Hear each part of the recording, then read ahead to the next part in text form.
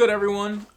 It's Johnny back at it again with another video. Today's video is a little bit different than most of the videos I normally make. Lately I've been just making vlogs of my trips and stuff, but today I'm going to start a new journey and start trying to make more content and regular videos for you guys. If you can tell, the EK is up in the air behind me. You can't really see that it's on stands, so you wouldn't really know that, I guess, but it is up in the air and I am going to be getting ready to pull the engine again. Now, I'm sure a lot of people might be wondering, if you follow me on Instagram or follow me anywhere. You guys know I recently just pulled the engine when I did the engine bay, painted it silver and did the turbo, but I honestly am not happy with how everything came out. I feel like I partially rushed things trying to get this car out because it was the middle of the season. So I have a couple plans, and this video it's not all gonna be in this one video. There's no way. I'm just gonna try and do this in parts. So this video is probably me pulling the engine out. It is just me, so I'm gonna do my best. I'm gonna try and keep track of everything that I do and go from there. So I already drained the coolant out of the radiator so that I can just go ahead and start pulling the hoses off and pulling that out of the way, because it is a little bit cluttered in here now with the teardrop hood dump. I'm gonna go ahead and set the camera down, disconnect some radiator hoses, just figure out things as I go. I just need to disconnect the axles, disconnect the shifter linkage. Got a couple things to do. Still a pretty nice day. It's getting colder outside, but I'm trying to take advantage while I still have nice weather to leave the door open. Hopefully I can pull it out today. I'm just gonna go ahead and start disconnecting stuff, set you guys up, let you guys watch, and then go from there. They say they was down, I seen them same people change on. Now they wanna call, they see me up, but I didn't change them. She say I look good, but it's because I got it chains on. Trying to put it brain on, all the fucking brains. I'm a millionaire, keep the baby, I don't care. Cruising to your city and I blow a 50 in the air. Niggas come and scheme, they don't know where I'm from. I'm from Amsterdam, nigga, that's the fuck where I'm from. So I had a nice little intermission there. This is all nice and empty. I spilled a lot of coolant everywhere, all over the ground, but we're not gonna talk about that. So everything's disconnected. The harness is disconnected, the coolant lines are disconnected, the grounds are disconnected. All that's left is to disconnect the axles and shifter linkage, suspension wise, from the trans, and then disconnect the motor mounts, and it'll be ready to come out. A little bit of an awkward angle, but I don't have a lot of space. So I'm gonna just make my life easier because I also need to replace the ball joints on my spindles. I'm just gonna take the entire spindle assembly out, and for that all you need is 10mm, which is for the brake line, a nice little mallet here, a 17 socket, axle nut socket, which is a 32mm on these cars, and a 17 wrench. That should be all I need, and then I have my impact next to me, and then really easily everything should come out. I'm gonna try and find a nice angle to set you guys up at and just take this all apart really quick, and then I'll just do the same thing on the other side. So baby, I'm a millionaire, keep the baby, I don't care. 50 G's, pick a ear, make a disappear. I got on that shit for real, niggas on my list for real. Every time I pull up, I look like I'm selling bricks for real. Still be in the bricks for real.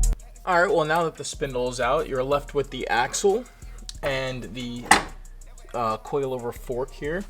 The fork is a 17 on both ends. Give her a little tap with the hammer to knock the bolt out, and just like that, the bolt is out, which will then allow you to pick up the coilover fork and slide the axle out. Do that. So the axle is now freed. All I have to do is go behind it and knock it out from the back. All right, and when I tell you guys that axle was shot, shot, I mean it. That was the axle that broke on me in Gatlinburg, so I'm happy that it's out. It got me through Gatlinburg, but this thing is, if an axle could be totaled, yeah. I'm just gonna clean up a bit and take care of the other side. I'm just gonna do that off camera. See you guys in 2 seconds. And the axle number 2 is out, spindle's out, everything's out. So all that's left is to disconnect the shifter linkage and then the motor mounts, and she's ready to come out. Woo! This is the shifter linkage right here. Let's see, can I connect this to somewhere? Yes. Okay. This is the shifter linkage right here. It connects by a bolt to the trans and via a pin into the trans. Now, for most people who know Hondas, don't mind all the coolant that I spilled everywhere. For most people that know Hondas, they have a little bitch pin here. That's what it's called. Mine fell out on me. I don't understand how. There's too much pressure to pop it out without a hammer. So I used a piece. I was on the side of the road, so I used a piece of fuel line I found in my back seat. and wedged it in there and bent it so that it wouldn't come out. But that's definitely coming out now. I'm gonna get a bolt and put a bolt and nut in there because it'll be much better than having the pin. And then this linkage can drop and the motor can get ready to come out. So let's pull this bolt, pull that.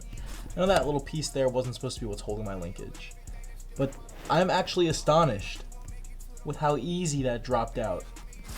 I'm also hoping this won't be an issue coming out. I'm hoping that when I put this thing on the engine hoist, I can kind of maneuver my way to get this out without taking the manifold off. Because I'm going to pull this off for when the engine goes back in, but like to pull it out, I kind of wanted to preserve as much in one piece as possible so that I can do it off out of the car.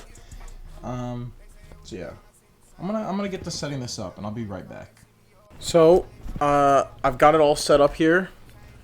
I hope that I set it up right. Anyway, I'm gonna put the camera down. I'm not even gonna record me trying to pull this out. I want to make sure that this is all gonna come out properly. I want to focus. It is just me here. So I will get back to you guys hopefully when it's out, or at least when it starts coming out. I'll set up the camera. I just want to make sure it's gonna come out right. So, you know, you could do this 18 times and it's still stressful every single time. But it's just about to be out. So, God, I'm gonna put this thing down. Okay. See you guys in 1 second. So I'm willing to admit that I might have an issue, but this is not my issue.